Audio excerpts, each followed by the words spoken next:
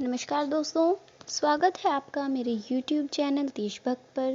दोस्तों, आज की अपनी इस वीडियो में हम एक ऐसी शख्सियत के बारे में बात करने जा रहे हैं जो सिर्फ देश ही नहीं सिर्फ विदेश में भी बेहद प्रसिद्ध हैं। दोस्तों, आज की अपनी इस वीडियो में हम बात करने जा रहे हैं नरेंद्र मोदी जी के जीवन के बारे में। जी हाँ दोस्तों, उनके जन्मदिन के मौके पर हम आपको उनके जीवन से जुड़ी कुछ बातों के बारे में बताने जा रहे हैं, तो आप मेरे साथ आखिर तक बने रहिएगा। दोस्तों, मोदी जी हमारे देश के 15वें प्रधानमंत्री के रूप में कार्यरत हैं। दोस्तों, नरेंद्र मोदी जी का जन्म 17 सितंबर 1950 को गुजरात राज्य के मेहसाना जिले के एक छोटे टाउन वडनगर में हुआ था। जब इनका जन्म हुआ था तब ये बॉम्बे में था, लेकिन अब वर्तमान में ये गुजरात में आता है। दोस्तों, नरेंद्र मोदी के परिवार की आर्थिक स्थिति अच्छी नहीं थी, तो इसलिए बचपन में ही मोदी जी ने अपने परिवार का साथ देने के लिए अपने भाइयों के साथ रेलवे स्टेशन में और फिर बस टर्मिनल पर चाय बेची। मोदी जी ने अपने जीवन के दिनों में ही बहुत सी कठिनाइयों और बाधाओं का सामना किया था, लेकिन अपने चरित्र और साहस की ताकत से उन्होंने सभी चुनौतियों को अवसरों में बदल दिया। इस तरह से इनका शुरुआती जीवन काफ़ी संघर्षपूर्ण रहा। दोस्तों, इनके पिता का नाम स्वर्गीय श्री दामोदर दास मूलचंद मोदी और माता का नाम हीराबेन है। इनका परिवार मोदघाची तेली समुदाय से है, जो कि भारत सरकार द्वारा ओबीसी श्रेणी से संबंध रखता है। दोस्तों, नरेंद्र मोदी अपने माता पिता की तीसरी संतान हैं। इनका विवाह गांची समुदाय की परंपराओं के अनुसार 18 साल की उम्र में सन 1968 में जसोदाबेन चिमनलाल के साथ हुआ था। रिपोर्ट्स के अनुसार दोस्तों, कहा जाता है कि मोदी जी का अपनी पत्नी से तलाक नहीं हुआ था, लेकिन फिर भी वो दोनों एक दूसरे से अलग हो गए। मोदी जी की पत्नी जसोदाबेन गुजरात के एक सरकारी स्कूल में टीचर के रूप में काम करती थी, लेकिन अब वो फिलहाल रिटायर हो चुकी हैं। अगर बात करें इनके शिक्षा और करियर के बारे में, तो मोदी जी की शुरुआती शिक्षा वडनगर के स्थानीय स्कूल से पूरी हुई। उन्होंने वहां सन 1967 तक अपनी हायर सेकेंडरी की पढ़ाई पूरी कर ली थी। उसके बाद परिवार की आर्थिक स्थिति अच्छी नहीं होने के कारण उन्होंने अपना घर छोड़ दिया और पूरे भारत में भ्रमण कर बहुत सी संस्कृतियों की खोज की। उसके बाद 1978 में अपनी उच्च शिक्षा के लिए भारत के दिल्ली यूनिवर्सिटी में और उसके बाद अहमदाबाद में गुजरात यूनिवर्सिटी में इन्होंने एडमिशन लिया और वहां इन्होंने राजनीति विज्ञान में स्नातक और स्नातकोत्तर किया। 1975 और 77 में तत्कालीन प्रधानमंत्री इंदिरा गांधी द्वारा आपातकाल घोषित कर दिया गया था, तो उस टाइम पर आरएसएस संघ में बैन लग गया, जिसके कारण मोदी जी को उस टाइम पर अंडरग्राउंड होने के लिए मजबूर होना पड़ा और गिरफ्तारी से बचने के लिए उन्हें भेष बदलकर यात्रा करनी पड़ी। 1987 में नरेंद्र मोदी पूरी तरह से बीजेपी में शामिल हो गए और पहली बार उन्होंने अहमदाबाद नगर पालिका चुनाव में भाजपा के अभियान को व्यवस्थित करने में मदद की। इसमें भाजपा की जीत हुई थी।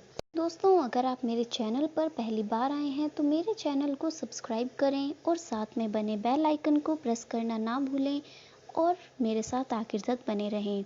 तो दोस्तों, 1987 में नरेंद्र मोदी जी का भारतीय जनता पार्टी में शामिल होने के बाद रैंक के अकॉर्डिंग तेजी से उदय हुआ, क्योंकि वो बेहद ही बुद्धिमान व्यक्ति थे।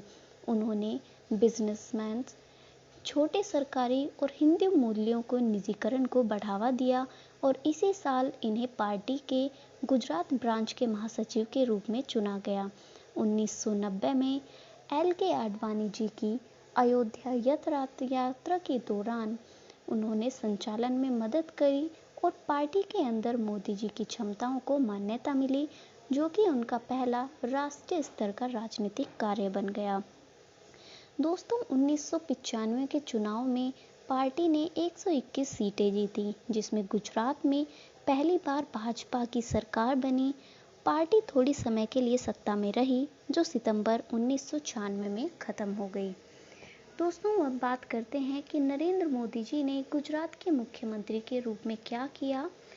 तो मोदी जी ने पहली बार सन 2001 में विधानसभा चुनाव लड़ा था और राजकोट में 2 में से 1 सीट जीती, जिसके बाद वो गुजरात के मुख्यमंत्री बन गए।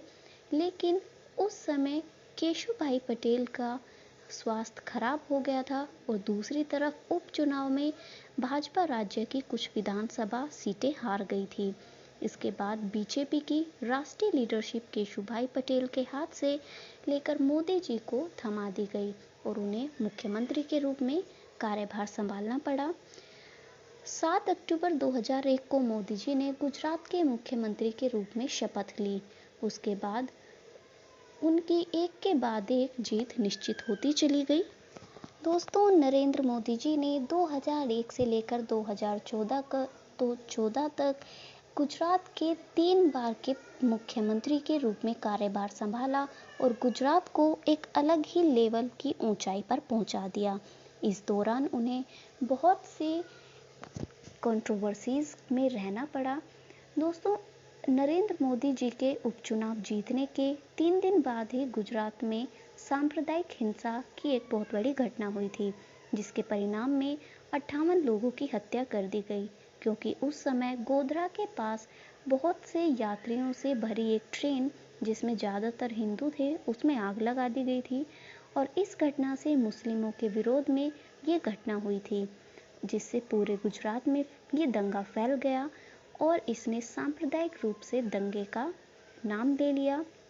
इस दंगे में लगभग 900 से 2000 लोगों को जान गंवानी पड़ी थी। दोस्तों उस टाइम पे मोदी जी की सरकार थी, जिसके कारण उन पर दंगे फैलाने का आरोप लगा। इसकी वजह से उन्हें अपने मुख्यमंत्री पद से इस्तीफा देना पड़ा था। तो मोदी जी के उस टाइम गुजरात के मुख्यमंत्री के कार्यकाल केवल कुछ महीनों का ही था। 2009 में इससे संबंधित इस सुप्रीम कोर्ट ने एक दल बनाया जिसने इस मामले की जांच की और इस दल का नाम था SIT। जांच करने के बाद 2010 में सुप्रीम कोर्ट में एक रिपोर्ट पेश की गई, जिसमें मोदी जी को इस मामले में क्लीन चिट मिल गई थी। दोस्तों प्रधानमंत्री पद के लिए जीत हासिल करने के बाद 26 मई 2014 को नरेंद्र मोदी जी ने प्रधानमंत्री पद की शपथ ग्रहण की और इस तरह वो देश के 14वें प्रधानमंत्री नियुक्त किए गए। लोगों को इनसे काफ़ी उम्मीदें थी और उन्होंने भारत के विकास में बहुत से कार्य किए। उसके बाद 2019 के लोकसभा चुनाव में मोदी जी का परचम फिर से छाया रहा और मोदी क्रांति ने दूसरे दलों को बहुत पीछे छोड़ दिया। इस बार पूर्ण बहुमत के साथ 303 सीट प्राप्त करके उन्हें अभूतपूर्व जीत की प्राप्ति हुई और ये भारत के इतिहास में पहली बार था कि किसी नेता ने लगातार दूसरी बार पूर्ण बहुमत के साथ इतनी बड़ी जीत हासिल की। तो 2014 से लेकर अब तक मोदी जी ने बहुत सी योजनाएं शुरू की, जैसे स्वच्छ भारत अभियान, प्रधानमंत्री जन धन योजना, प्रधानमंत्री उज्ज्वला योजना, प्रधानमंत्री कृषि सिंचाई योजना, प्रधानमंत्री फसल बीमा योजना, कौशल विकास योजना, मेक इन इंडिया, गरीब कल्याण योजना, सुकन्या समृद्धि योजना, प्रधानमंत्री आवास योजना और डिजिटल इंडिया प्रोग्राम। इस तरह से नरेंद्र मोदी ने अपने अब तक के कार्यकाल में और भी बहुत से महत्वपूर्ण कार्य, योजनाओं और अभियान जैसे नमामि गंगे, बेटी बचाओ बेटी पढ़ाओ योजना, सर्व शिक्षा अभियान, स्टैंड अप इंडिया, ये सब चलाए जो कि देश के विकास के लिए थे। इन सब के अलावा भी नरेंद्र मोदी जी ने अपने कार्यकाल में बेहद ही महत्वपूर्ण फैसले लिए, जैसे कि भूमि जल संरक्षण प्रोजेक्ट, नोटबंदी। प्रधानमंत्री के कार्यकाल के दौरान मोदी जी ने नोटबंदी जैसा बेहद ही अहम फैसला लिया, जिसमें मोदी जी ने 500 और 1000 के पुराने नोट बंद कर दिए और इनकी जगह 2000 और 500 के नए नोट जारी किए और ये इनके द्वारा लिया गया पहला ऐतिहासिक फैसला